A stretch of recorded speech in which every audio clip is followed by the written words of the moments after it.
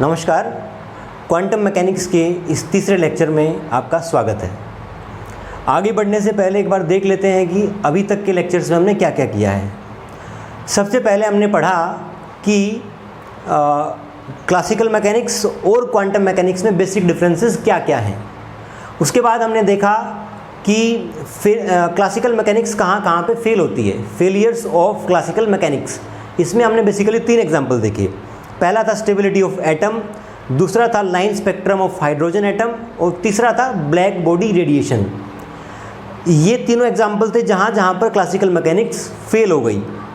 इसके बाद black body radiation जो थर्ड एग्जाम्पल था फेलियर का, उसको एक्सप्लेन करने के लिए एक नई थियरी दी गई जिसका नाम था ओल्ड क्वांटम थियरी, या यूँ कहें प्लैंक क्वांटम थ्योरी। इस थ्योरी के बारे में आपको एक बात विशेष ध्यान रखनी है कि प्लैंक क्वांटम थ्योरी से पहले इलेक्ट्रोमैग्नेटिक रेडिएशंस को वेव्स के रूप में कंसिडर किया जाता था और प्लैंक क्वांटम थ्योरी आने के बाद उनको एक डिस्क्रीट एनर्जी पैकेट्स फोटोन के रूप में कंसिडर किया जाने लगा। ये था जो अब तक हमने पिछले लेक्चर्स में पढ़ा। आज बढ़ते हैं आगे। आगे बढ़ने से पहले मैं आपको एक बात कहना चाहता हूँ, यदि आप इस वीडियो लेक्चर सीरीज़ का मैक्सिमम बेनिफिट उठाना चाहते हैं तो आप 3 काम कीजिए। पहला, जब भी आप इस लेक्चर को देख रहे हों आप साथ की साथ अपने नोट्स बनाइए। आपने जैसे एक पर्टिकुलर नोटबुक लगा लीजिए, क्वांटम मैकेनिक्स की लेक्चर हुआ, अपने साथ के साथ आप नोट्स कंपाइल कीजिए। सेकंड है, आपका एक रेफरेंस बुक को फॉलो कीजिए जिससे आपकी अंडरस्टैंडिंग और ज़्यादा बढ़ सके। और तीसरा है, आप जो लेक्चर्स आ रहे हैं उनको कंटिन्यूटी में देखिए। ऐसा नहीं कि लेक्चर 1 देख लिया उसके बाद 3 देख लिया। आप 1 के बाद 2 देखिए, 3 देखिए, अपने टाइम के अनुसार, अपने कन्वीनियंस के अनुसार टाइम को सेट कीजिए, पर देखिए पूरी सीक्वेंस में। अगर ऐसा आप करते हैं तो आप इस लेक्चर सीरीज़ का मैक्सिमम बेनिफिट उठा पाएंगे। आज का टॉपिक शुरू करते हैं। आज का टॉपिक है फोटो इलेक्ट्रिक इफेक्ट।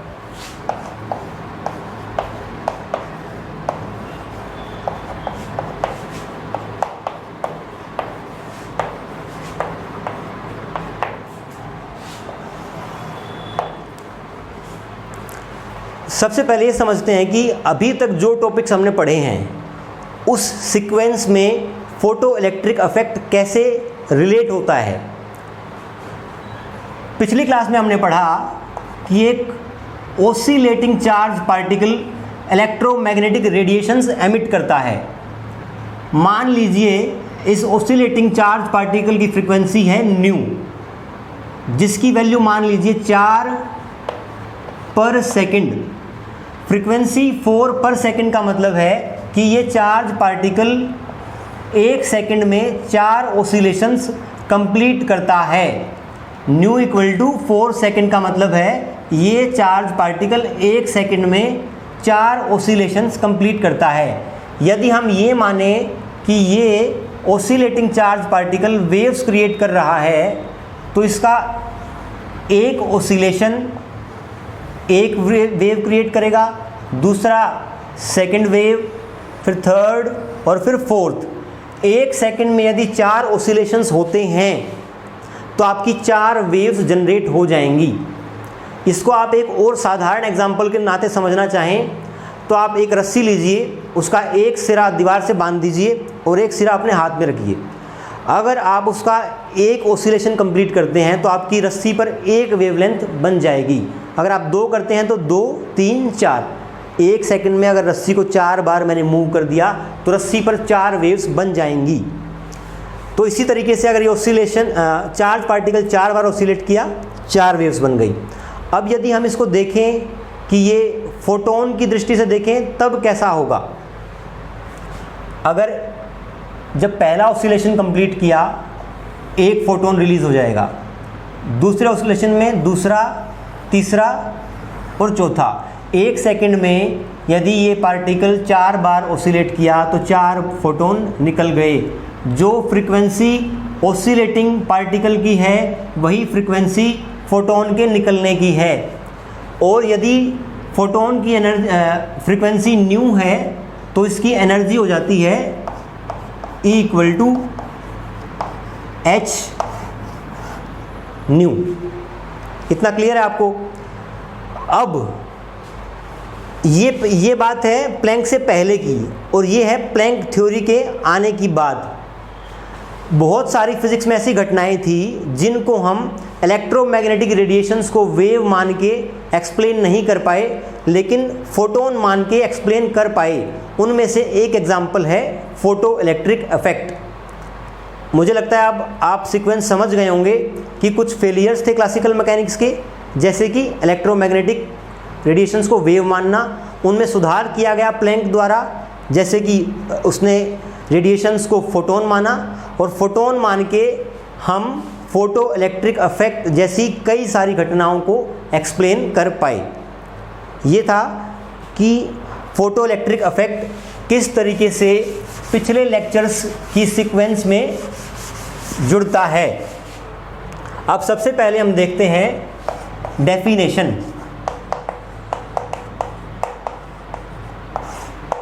कि फोटो इलेक्ट्रिक इफेक्ट की डेफिनेशन क्या है। Photo electric effect is the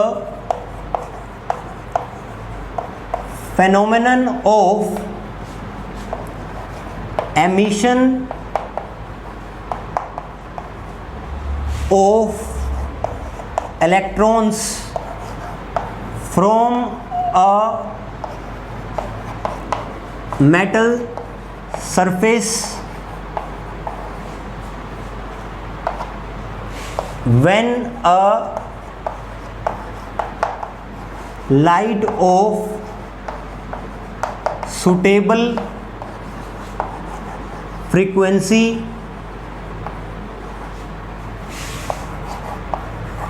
falls on it। इसका मतलब क्या हुआ? यदि आपकी कोई एक मेटल सरफेस है, उस पर यदि एक लाइट सुटेबल फ्रीक्वेंसी की पड़ती है, तो इस मेटल सरफेस से एक इलेक्ट्रॉन इजेक्ट होता है। इस पूरी प्रक्रिया को बोलते हैं फोटो इलेक्ट्रिक इफेक्ट। इसके बाद हम पढ़ते हैं कि इस फोटो इलेक्ट्रिक इफेक्ट को समझने के लिए एक्सपेरिमेंटल सेटअप कैसा बनाया गया। Experimental setup to understand photo electric effect. इस सेटअप में एक मेटल प्लेट ली गई, एक कलेक्टर प्लेट ली गई, दोनों को एक वैक्यूम में रखा गया और वायरिंग के थ्रू यहाँ एक एमिटर ऐड किया गया। यहाँ पे एक वेरिएबल पोटेंशियल की बैटरी अटैच की गई। यहाँ पर एक सूटेबल फ्रीक्वेंसी की लाइट गिरी, यहाँ से एक इलेक्ट्रॉन निकला, वो इस कलेक्टर प्लेट में आया और यहाँ से एमिटर के थ्रू पास किया। इस प्लेट को बोलते हैं हम कैथोड या फिर एमीटर। इस प्लेट को बोलते हैं एनोड या फिर कलेक्टर। ये हमारा बेसिक सेटअप है जो हमें फोटो इलेक्ट्रिक इफेक्ट के बारे में समझाएगा। अब हमें ये समझना है कि हमारा फोटो इलेक्ट्रिक इफेक्ट तो इतना सा है कि यहाँ पे ये लाइट फॉल हुई, इलेक्ट्रॉन निकल गया, तो सिर्फ इतना ही हमारा फोटो इलेक्ट्रिक इफेक्ट है। ये पूरा सेटअप क्यों बनाया गया? ये इसलिए बनाया गया है कि जो इलेक्ट्रॉन यहाँ से निकला उसको हम इस वायर से पास करेंगे और वो एमीटर के थ्रू होते हुए वापस यहाँ तक आएगा। जब एमीटर में करंट पास होगा तब वो करंट इस बात का प्रूफ होगा कि यहाँ से इलेक्ट्रॉन निकल रहा है। तो जो इलेक्ट्रॉन निकल रहा है उसके प्रूफ के लिए हमने ये पूरा सेटअप बनाया है। अब समझने वाली बात ये है कि हमने यहाँ पे वेरिएबल वोल्टेज की बैटरी क्यों लगाई है। इसको समझने के लिए हमें कुछ इलेक्ट्रोस्टैटिक्स के बेसिक्स पता होने चाहिए वैसे तो वो आपको ऑलरेडी पता होंगे, पर जिन बच्चों को नहीं पता है वो नोट डाउन कर लीजिए। ये आपकी बेसिक डेफिनेशन है जो इसमें यूज़ होगी। इसमें पहला पॉइंट है कि हमारा इलेक्ट्रोस्टैटिक फोर्स होता है 1/4 pi epsilon not Q1 Q2 upon R square. दो चार्जेस के बीच का फोर्स, दो चार्जेस अगर R दूरी पर रखे हैं, Q1 Q2 उनकी वैल्यूज़ है, तो उनके एक दूसरे पर लगने वाले फोर्स की वैल्यू होती है 1/4 pi epsilon not Q1 Q2 upon R square. Next है इलेक्ट्रिक फील्ड। इलेक्ट्रिक फील्ड क्या होता है? Electric field is electrostatic force felt by a unit charge. एक यूनिट चार्ज द्वारा जितना इलेक्ट्रोस्टैटिक फोर्स फील किया जाता है वो इलेक्ट्रिक फील्ड होता है। It means FE equal electric field equal to electrostatic force upon charge. अगर इसको हम थोड़ा सा मैनिपुलेट करें तो एक फॉर्मूला और बन जाता है, that is electrostatic force is equals to Q into E। चौथा पॉइंट आपको जो रिकलेक्ट करना है वो है potential energy. Potential energy between two charged particles is given by 1/4 pi epsilon naught Q1 Q2 upon R। Potential energy की basic definition ये होती है, मान लीजिए इस रूम में कुछ चार्ज पार्टिकल्स प्रेजेंट हैं, एक कन्फिग्रेशन है। अब इन्फिनिटी से यदि मैं कोई चार्ज पार्टिकल इस पॉइंट तक लाता हूँ, आप समझने जो बेसिक्स है वो समझिए कि इस रूम में कुछ चार्ज पार्टिकल सेट किए गए हैं, कॉन्फ़िगरेशन सेट किया गया है। इन्फिनिटी से यदि मैं कोई चार्ज पार्टिकल इस पॉइंट तक लेकर आऊँ तो वहाँ से यहाँ तक आने में जितनी एनर्जी खर्च हुई है उसको बोलते हैं पोटेंशियल एनर्जी। ये पोटेंशियल एनर्जी कैसी है कि यहाँ पर इस रूम में सिर्फ Q2 चार्ज है इस पॉइंट पे और एक चार्ज Q1 है हमारा इन्फिनिटी पे, तो Q1 को Q2 से R दूरी तक लाने में जितनी एनर्जी खर्च हुई वो हमारी Q1 की पोटेंशियल एनर्जी है। अब नेक्स्ट पॉइंट है पोटेंशियल। पोटेंशियल क्या होता है? Potential is basically potential energy per unit charge. U is equals to U upon Q। छठा है आपका इलेक्ट्रिक फील्ड और पोटेंशियल में क्या रिलेशन होता है। Electric field is equals to minus del V by del L।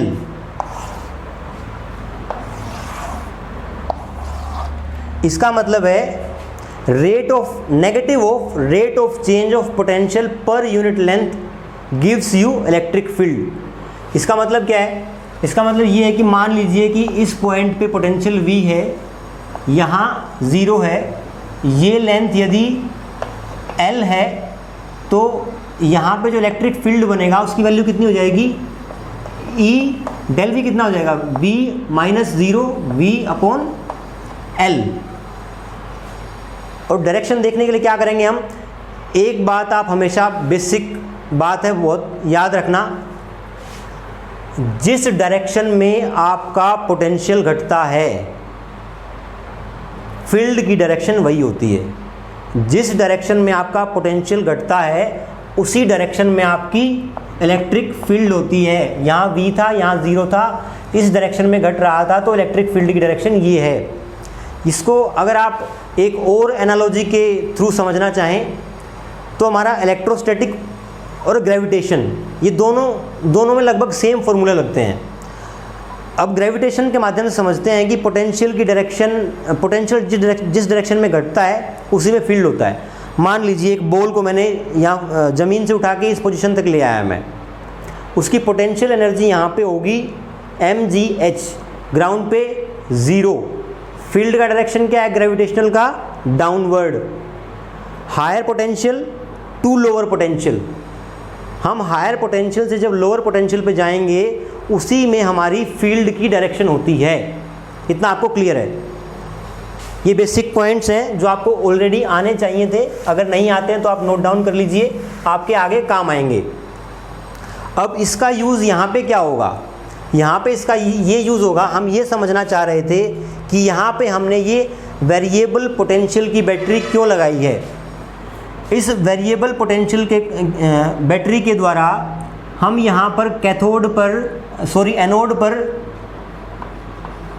Positive potential create करना चाहते हैं, और यहाँ पर हमने इस कैथोड को ज़ीरो पोटेंशियल पर रखा है। यहाँ पर हायर पोटेंशियल है, यहाँ पर लोअर पोटेंशियल है, तो इसमें फील्ड की डायरेक्शन कैसी होगी? ये आपकी फील्ड की डायरेक्शन होगी। जो इलेक्ट्रॉन यहाँ से निकला उसके ऊपर जो फोर्स लग रहा है उसकी डायरेक्शन क्या होगी? इसके लिए आप ये फॉर्मूला यूज़ करेंगे, force equal to Q into E. Electron का जो चार्ज है वो नेगेटिव है, इसका मतलब जो फोर्स होगी इलेक्ट्रॉन पर लगने वाली वो इलेक्ट्रिक फील्ड के अपोजिट डायरेक्शन में होगी। ये आपकी इलेक्ट्रॉन पर लगने वाली फोर्स की डायरेक्शन है।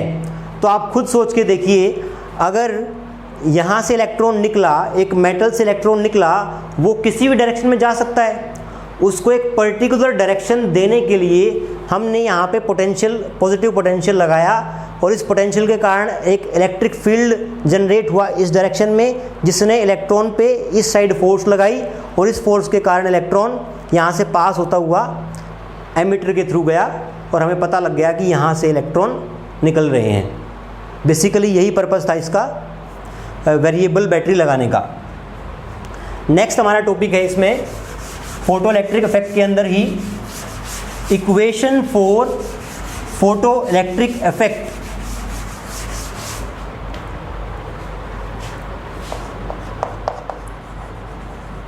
इक्वेशन फॉर फोटो इलेक्ट्रिक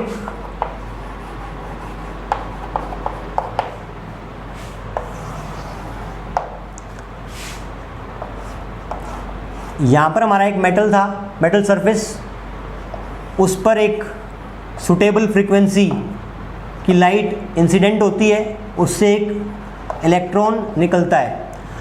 अगर इस जो लाइट बनाई है इसको वेव ना बना के हम एक फोटोन बनाएं तो ज़्यादा बेहतर होगा, क्योंकि वेव से तो हम इसके फोटो इलेक्ट्रिक इफेक्ट को समझा ही नहीं पाए। तो फोटोन है, उसकी फ्रीक्वेंसी न्यू है, एनर्जी कितनी हो जाएगी? E equal to H nu. पर अब समस्या ये है कि जो ये इलेक्ट्रॉन इस मेटल सरफेस में प्रेजेंट था, इसको इस मेटल सरफेस के अंदर प्रेजेंट पॉजिटिव न्यूक्लियस चार्जेस ने अपनी तरफ अट्रैक्ट कर रखा है, बाइंड कर रखा है। तो यदि इंसिडेंट होने वाले फोटोन की एनर्जी इस बाइंडिंग एनर्जी से ज़्यादा होगी तभी ये इसको निकाल पाएगा। अगर इसको आप बॉलीवुड की भाषा में समझें तो ऐसा माने कि विलन के गुंडों ने हीरोइन को किडनैप कर रखा है, तो यदि हीरो की एनर्जी विलन के गुंडों की एनर्जी से ज़्यादा होगी तभी वो उसको उनसे छुड़ा पाएगा। इसका मतलब इस फोटोन की एनर्जी इलेक्ट्रॉन की बाइंडिंग एनर्जी से हमेशा ज़्यादा होनी चाहिए। इसको हम बोलते हैं थ्रेशहोल्ड फ्रीक्वेंसी।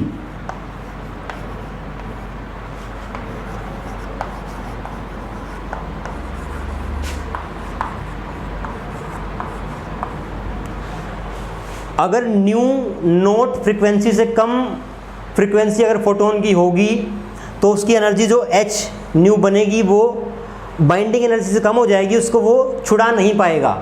इसलिए ये आपकी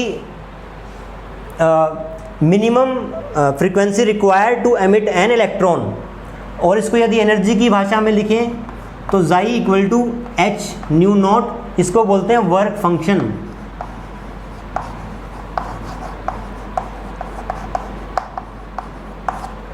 न्यू नॉट क्या है? थ्रेशहोल्ड फ्रीक्वेंसी, एक ऐसी मिनिमम फ्रीक्वेंसी जिससे कम के फ्रीक्वेंसी के फोटोन इलेक्ट्रॉन को इजेक्ट नहीं करवा पाएंगे।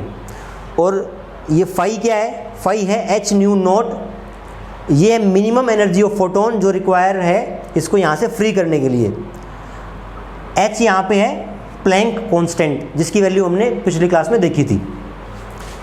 अब मान लीजिए कि एक एच न्यू फ्रीक्वेंसी का फोटोन यहाँ गिरा, उसमें से एच न्यू नॉट एनर्जी इसको बाइंडिंग एनर्जी जो पॉजिटिव चार्जेस ने उसको अट्रैक्ट करके रखा है उससे छुड़ाने के लिए खर्च हो गई एच न्यू नॉट। एनर्जी ज़्यादा थी because new is greater than new not.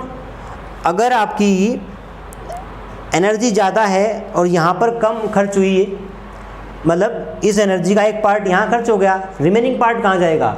Remaining part यहाँ से निकलने वाले इलेक्ट्रॉन को काइनेटिक एनर्जी प्रोवाइड करेगा, हाफ mv²।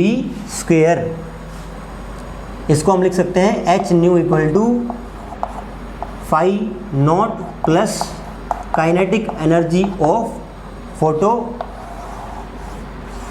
इलेक्ट्रॉन। इस तरीके से हमारा फोटो इलेक्ट्रिक इफेक्ट का के बेसिक्स कवर हो गए। अभी भी इसके एक या दो टॉपिक बचे हैं जिनको हम नेक्स्ट क्लास में करेंगे।